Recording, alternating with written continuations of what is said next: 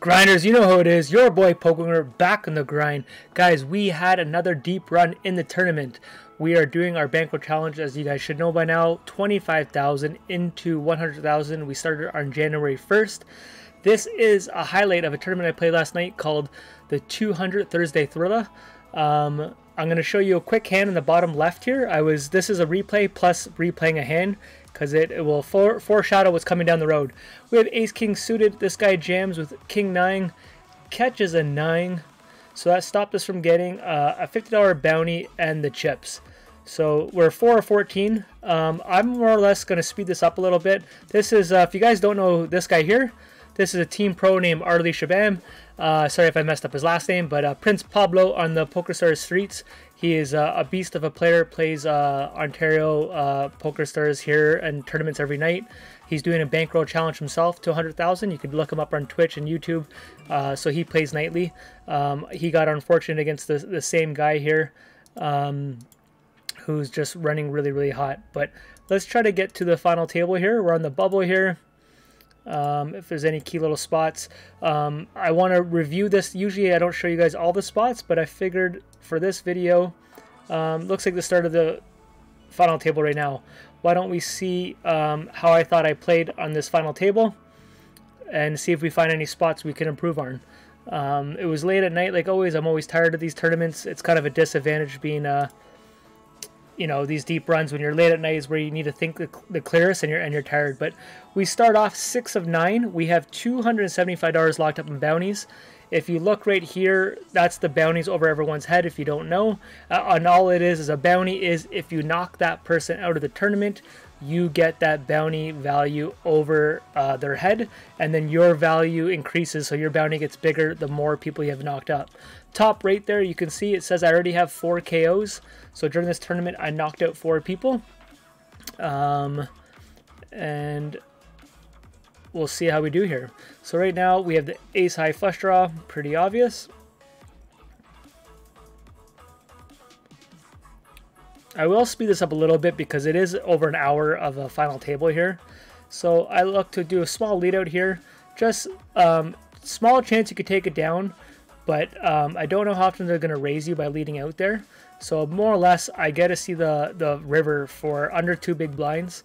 If they raise, then I could debate if I want to call it off on the draw. But I think if you check it, the guy on the button here, if we both check, often would try to steal it. And by stealing it, they might try to bet pot or higher. Here we catch the backdoor straight. And I was debating on how much to call. I didn't think our opponent was too strong. So I decided to go more for a value size bet. I maybe should have went a little higher, thinking if a king or 10 calls us, that maybe I should have got closer to 5 or 6 big blinds, half pot. But I also wanted to give him, I didn't feel like he has a stretch, a flush. I wanted to give him a chance to look like I was doing a blocker bet. And if he wanted to come over top me and go all in, then it gives me that chance to let him try to, if he, let's say the queen of hearts, and he's looking for a backdoor flush, if he missed it, by me doing a small bet, it gives him that opportunity to want to come over top of us.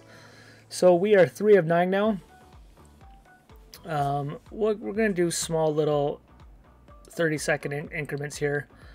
I think it's a fine call here. Queen 10 middle position just to defend the small blind.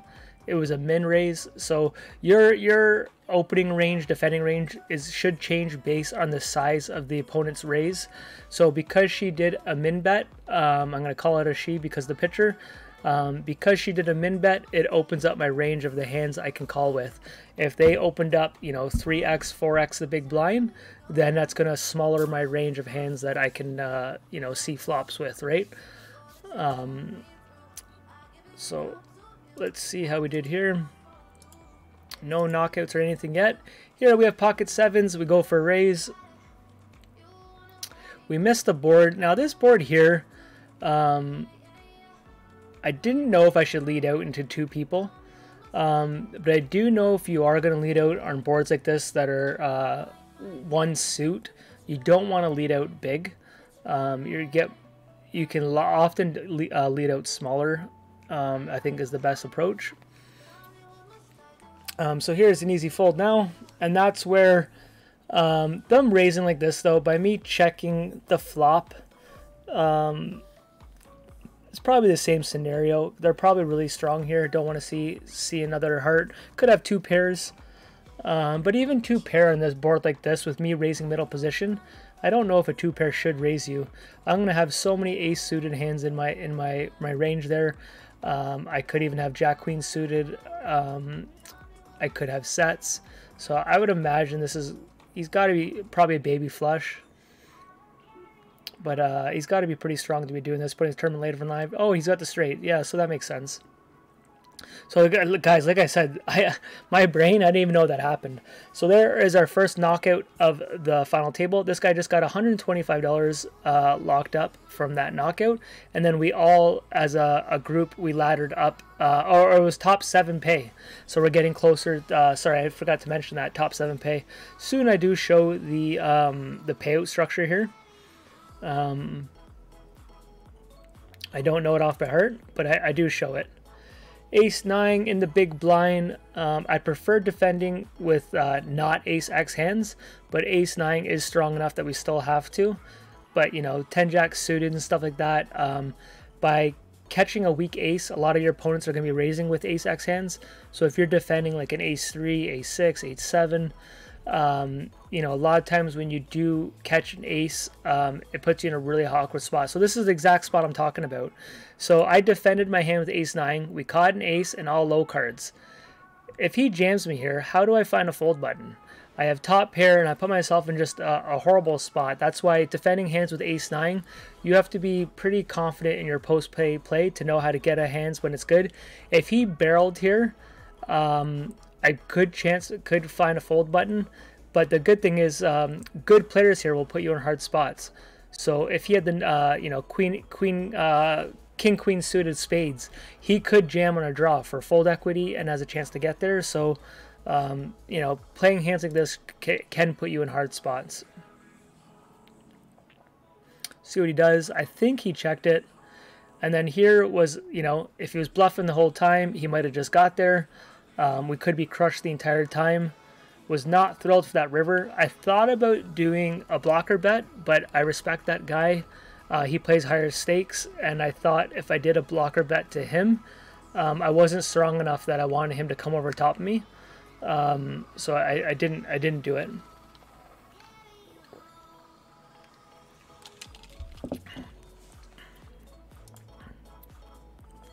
Here I just raise, run the button, trying to steal some blinds, and the fact that the big blind is shallow stacked, I didn't mind if he went all in pre, if we wanted to gamble to try to get a $125 bounty.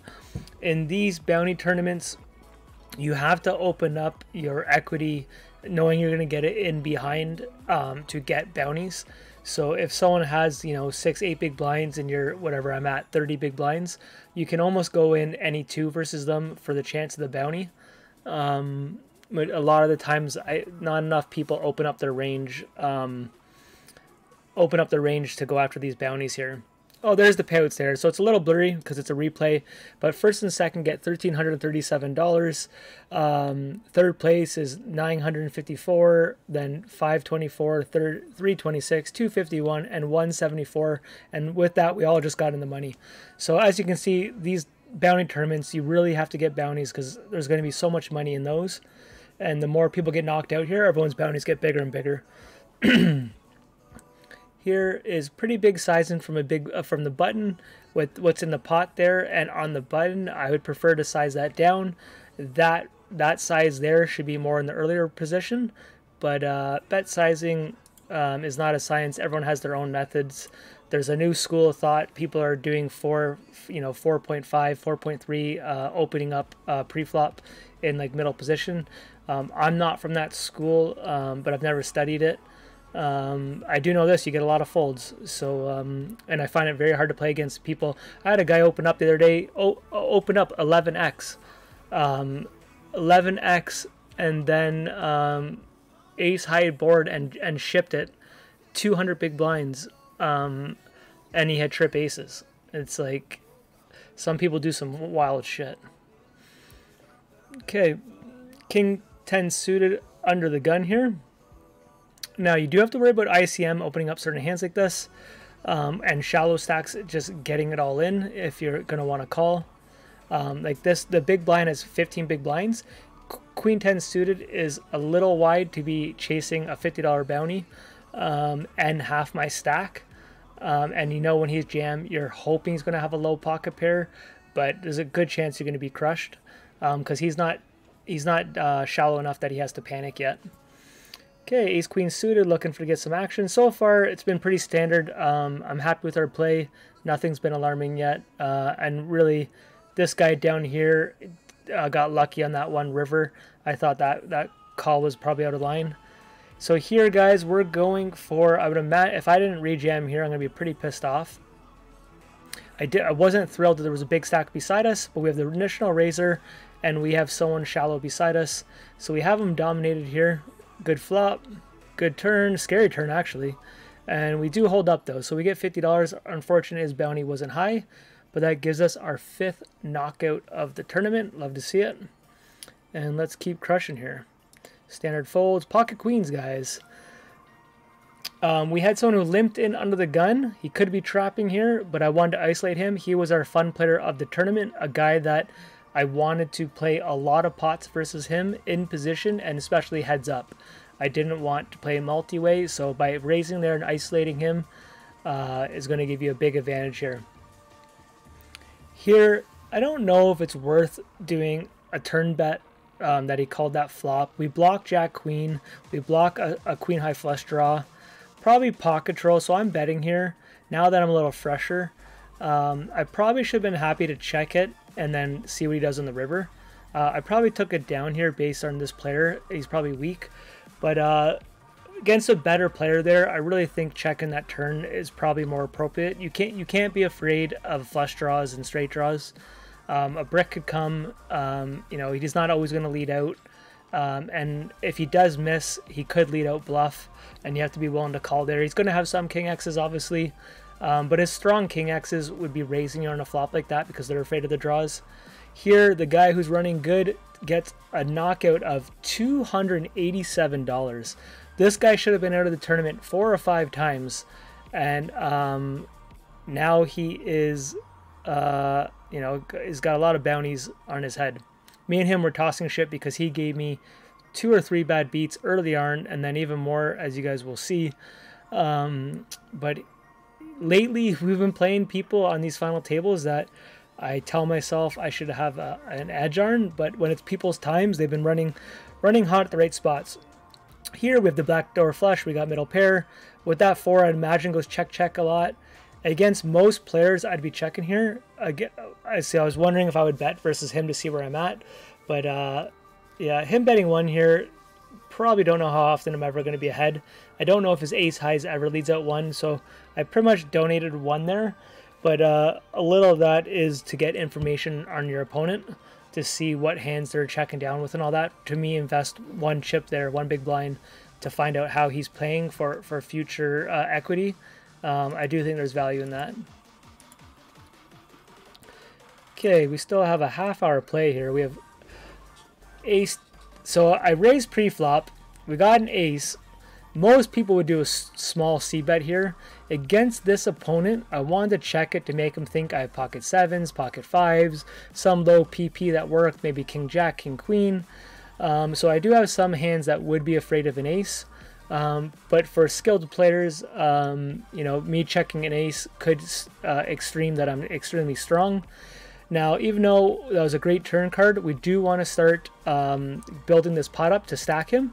And if you look at my stack depth, it's not fluke that by this here, that puts 16 in the middle. And if he calls, then we're at 20 big blinds. If you look at what he has, I'm purposely sizing this up that I can get his full stack with a pot bet on the river. So if I was to bet 2 or 3 here, it doesn't put him all in. I don't want to scare him off of betting 6 or 8. So I'm purposely betting enough to size him for that river bet. You really got to start factoring that stuff, especially in a bounty tournament. If it's not a bounty tournament and you're trying to maximize chips, you know, maybe there's some argument to bet a little smaller there to induce. But when you're doing bounties, you really want to start sizing up pots to get all the chips in to get a bounty by the river.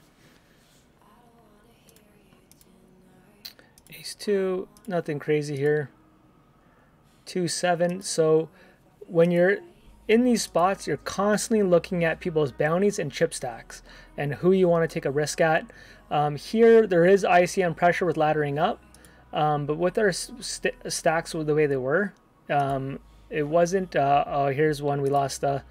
Here, and just so you know, this guy is a killer. I didn't mention that, but this guy is an extremely good player. He's made tons of money on Ontario. We have Ace King, where we're gonna open up very wide here. So he knows that he's gonna jam a little wider, knowing I'm just trying to steal big blinds. He's the shallow guy. It's not the guy I could put too much leverage on because everyone else is trying to wait for him to get out. So he jams. We have Ace King here against Ace 9, 75%. We get a good flop and a bad turn card. So the best player in the tournament now just got the most chips. Plus, that cost me $212 in a bounty. Plus, the ladder up was $200. So that 9 on that turn was at least 400 in equity. Plus, I would have, you know, 60 big blinds in a really good position. But it didn't work out. Now we have pocket 8s. See what we did here. I would like to do a really small bet here. You could do merit of checking. The problem is there's so many scared turn cards. I'd rather bet a little bit and then I can check some turns as opposed to just giving her a free card there. And I don't mind just taking that down. Ace 4, I probably should 5-handed here, but because there is ICM and 2 stacks, you know, actually some big stacks, that probably is a decent fold. I thought I could steal some more pots there, but here we have trip aces here. Here I was thinking, what can I get value at? Did he catch a king? Does he have a jack queen? What can I get value? I didn't think he had too many ace x's, but 10 queen just got there. I was really debating of what size will give me value, and then what's a size enough that I could still get away if I have to.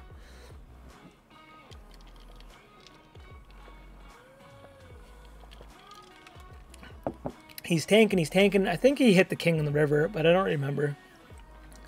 Let's see what he had. Maybe jack queen. Jack king or queen queen makes the most sense. Jack 10. Yeah, that makes sense.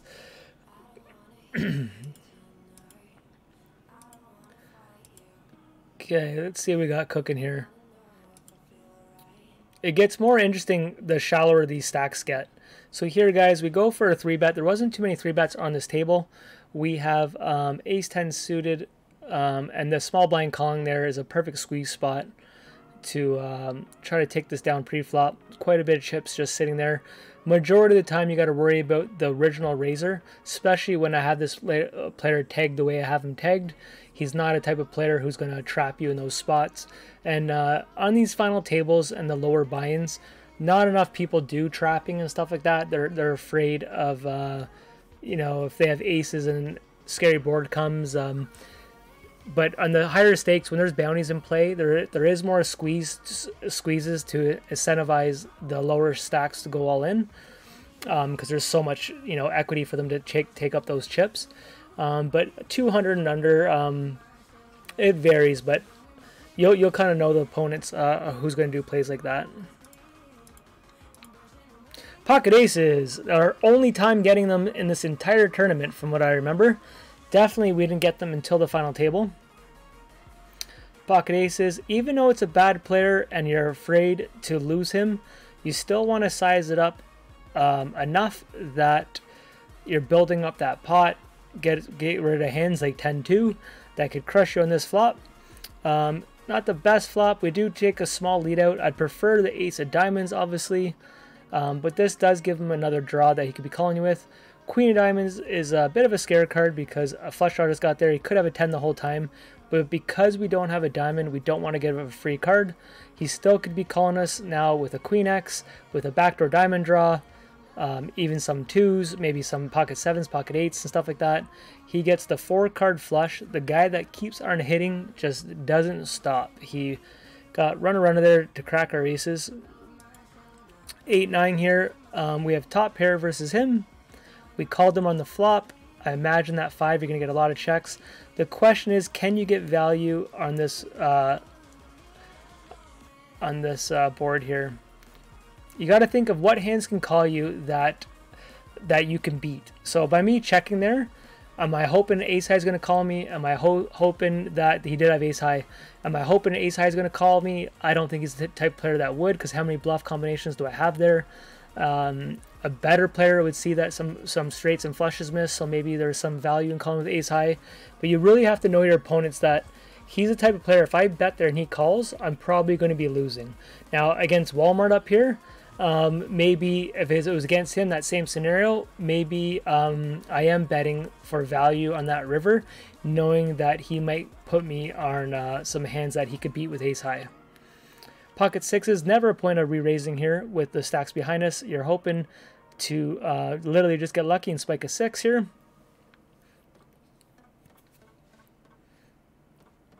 With multi-people, you get a lot of checks though. So this could go check, check, and then I have the advantage in position that I could try to steal it, or I can get a free turn card.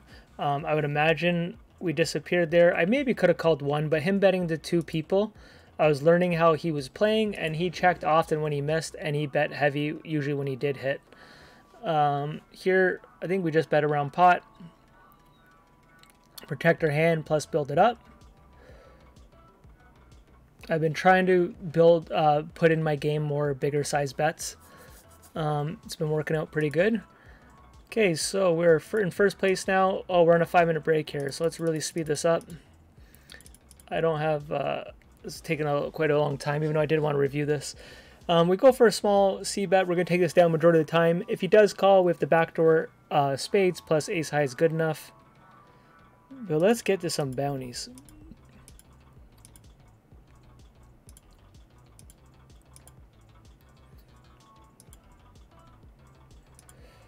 We were the aggressor at the table. It does matter. The aggressor usually is the guy with the chips.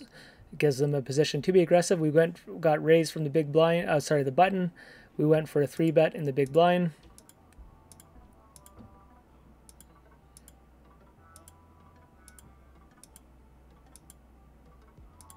Pocket aces versus ace 3.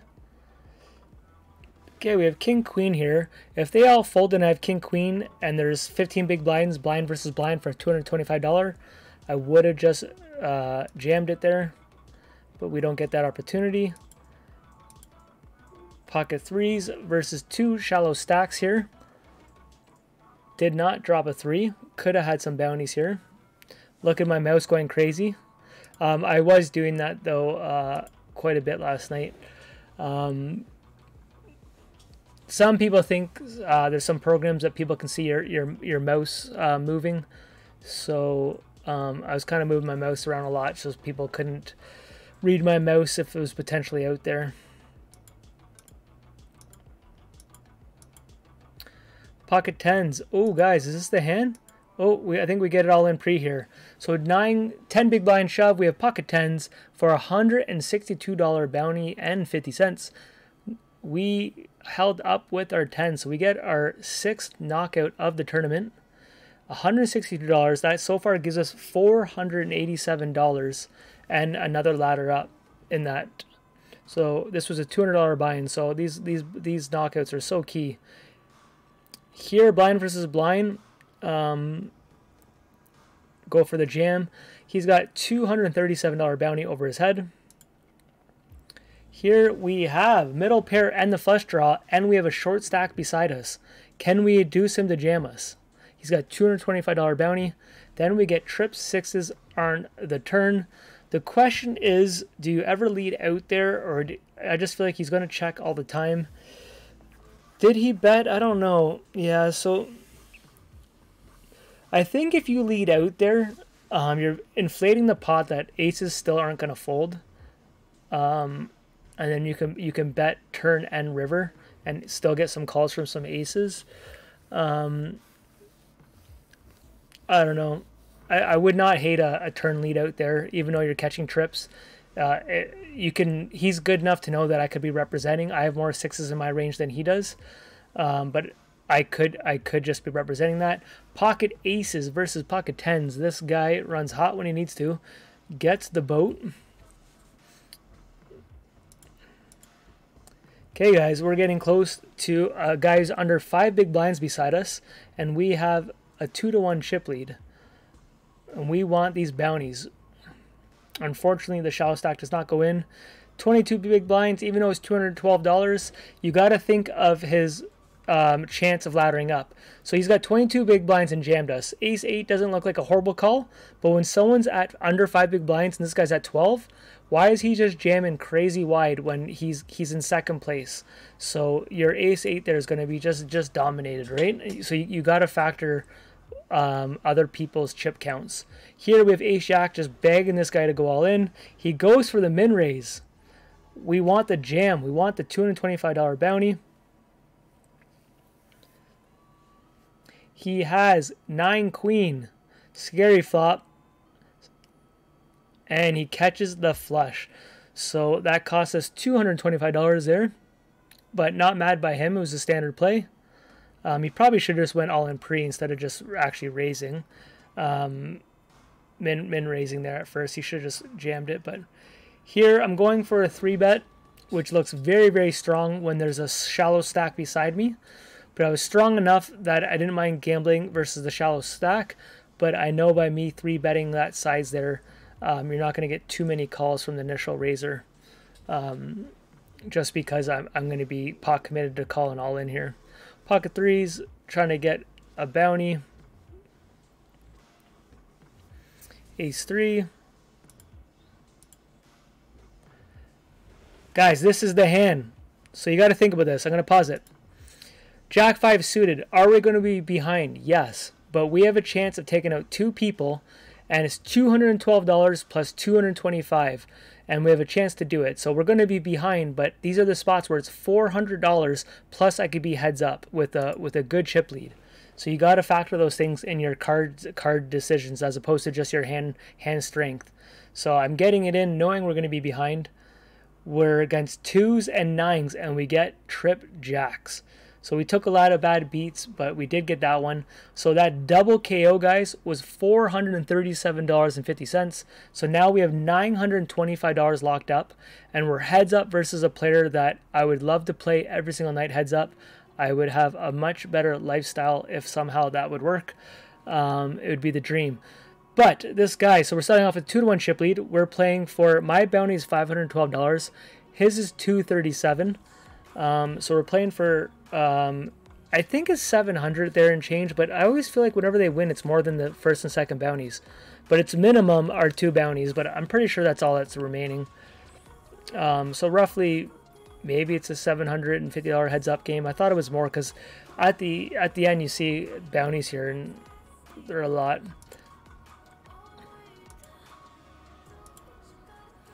Okay, 9-4 in position here. I'm going to be seeing majority of my range just limping in. He started doing what the last couple videos is, guys. We've came in second a lot in these last couple videos. And these people who feel like they don't have the same skill level, they just want to jam, play big pots and not see too many flops. So he definitely started doing that. Under 20 big blinds is standard. But as we go here, this guy does a lot of all-ins. Playing a bit of scared poker here, but not scared to get it all in. Got a jack here. Ace queen. I raised pre. I was debating of betting here. I bet 1, but I really didn't want to get check raised when we have so much equity, but also a chance to get him back in. Here you could definitely just be betting really strong with 2 overcards and an open end. I decided to let it go just because I really didn't want to give him a chance to get back into it. He just jams that river. I would imagine he had a straight. I don't think he's going to have too many bluffs there with that bet size. Here we have a decent flop. Backdoor flush. Queen highs can be good here often. And he bets pot. So this was an awkward spot here. He's going to have a lot of ace X's in his hands. He will have some king of hearts and stuff like that. Some 2-pair combos, you know, even a set. I decided to see if I can get him to slow down. I still think I won by doing that. He would have bet probably pot again or all in. So I think by leading out there, I did save some chips. The problem is now we got him to go all in. We didn't get there. He did triple barrel. If he was bluffing, kudos to him, but I have a feeling we made a good lay down there. So he's just jamming 40 big blinds, just open jam.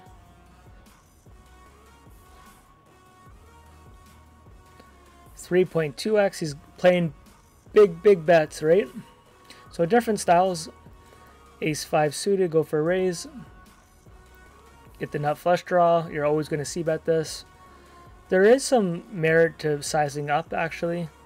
Start building up. I maybe could have went three-quarter there.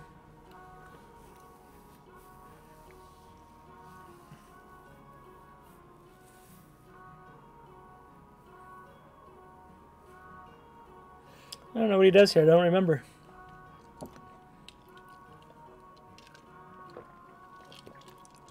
Okay, we get him to lay down a pair there with an inside straight draw. Ace-3, he's raising. We call. Could 3-bet, but decided to keep it pretty simple versus him. His pot bets do not give you too much opportunity to see some turd cards.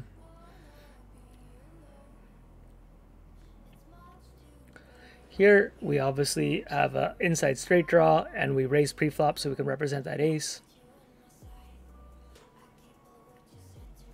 Go for a small c-bet, he calls, and we catch the straight, guys. We have the dream turn card. Now, how do we get paid is the question. We size up here to 3/4 pot. Flush comes, and look at this. I do remember this. He instant jams. So he's doing over 2x pot, puts his whole tournament life on the line, and he called flop, called turn with the flush draw, and then jam when the flush comes. I think right here, guys, a lot of you guys wouldn't be able to find a fold here. I folded this straight. You could tell me what you would have done. He just jams representing that flush. I found the fold here. Don't know what you guys would do. Would love to hear that. I folded, and I'll never know. He says he had nothing. I played with him for a couple tables before the final table. I think he had next to 0 bluffs there, but I will not know. Here we have trip queens.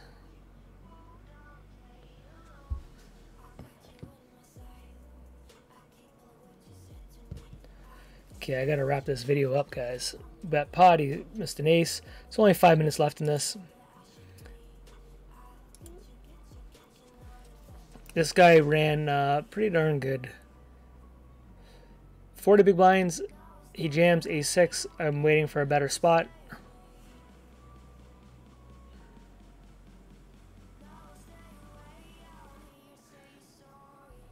So we've had about 4 or 5 tournaments getting heads up here, guys, with chip leads playing some people that that we'd love to play. Pocket 3s, sorry, pocket 8s, 3x. There is a 10 there. I decided to check it. He does not bet pot that time. Now we'll bet with the ace there. Take it down.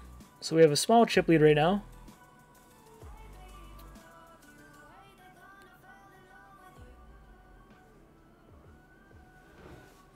He just open jams with an ace-high board there, so I folded. I don't know if that could be 6-5, ace-6, ace-5.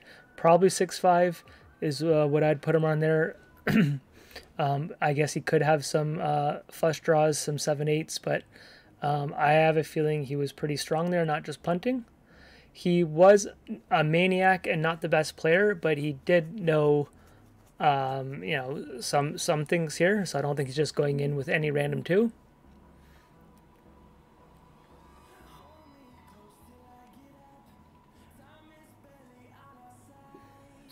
Ace queen suited, raise.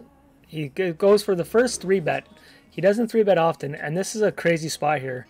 So he 3-bet us here, guys. This is a spot where this one I'd probably like to get back, so we have a chance at an 8 or a queen and backdoor flush. The problem is he hasn't 3-bet us once, his first 3-bet, and he's just jamming with the low board. To me, it's screaming high pocket pair. So if he does have a high pocket pair like jacks, kings or aces, then our 2 overcards don't matter, because if we catch a pair, we're no good, right? Maybe a queen could help us. There is a chance he has ace high flush draws there, and then your flush draw is dead. So it's, even though it looks really, really sexy and juicy, a lot of the hands that are all in here do have us crushed here. But I did fold there, but that's one that if he 3-bet more often, I could find a call easier. But it was his first 3-bet of the entire, maybe 1 or 2 of the entire tournament. So it was hard for me to find a call in that spot. So as you can see, I made 2 big laydowns here with laying down a straight, and then 2 overcards and a flush draw against a maniac, right? Here we got the nut flush on the river. I don't think he called here, from what I remember. So he's at 41 big blinds. We're at 28. Queen 4. Big raises. We're airballing a lot of flops, and then he's just betting pot, right? So all of these pot bets, if we ever just hit one of those, you can stack them off, right? So if we had 10-7 suited there and we would have hit 2 pair, like, it's the what ifs. But we called a lot of raises, and then him potting flops, we missed a lot of boards, right? Okay. 8-9 suited here. He goes for a standard raise. We hit top pair against the maniac. We check it. He bets pot, guys. Our first time hitting top pair versus him. He bets pot. We decide to jam all in. First time calling him, and he's got us out kicked. So just like that, guys, against a maniac, we come in second place here. But let's take a look at it. It was $1,337 for second place, plus our $925 bounty. So I don't know the math there, maybe $2,300 around there. Subtract your $200 buy-in. It was roughly around $2,100 little score there. Now I wanted to, oh man, I can't show you the bankroll because I'd have to show you all my login info. Yeah, I can't do it. Well, you guys are going to have to wait for the next video. I will tell you the bankroll, you have to take my word for it. We're at $38,000. I can't log in because I don't know how to do it without showing you my whole screen, and I have my information I don't want you guys to see. So stay tuned for the next video. I'll do one this weekend where we're going to open up a chest or 2. I'll show you the bankroll. You guys can see it, and we'll go from there. Please smash the like button. Let me know about the final table, what you thought, how I played, and I'll see you guys in the next one. Peace.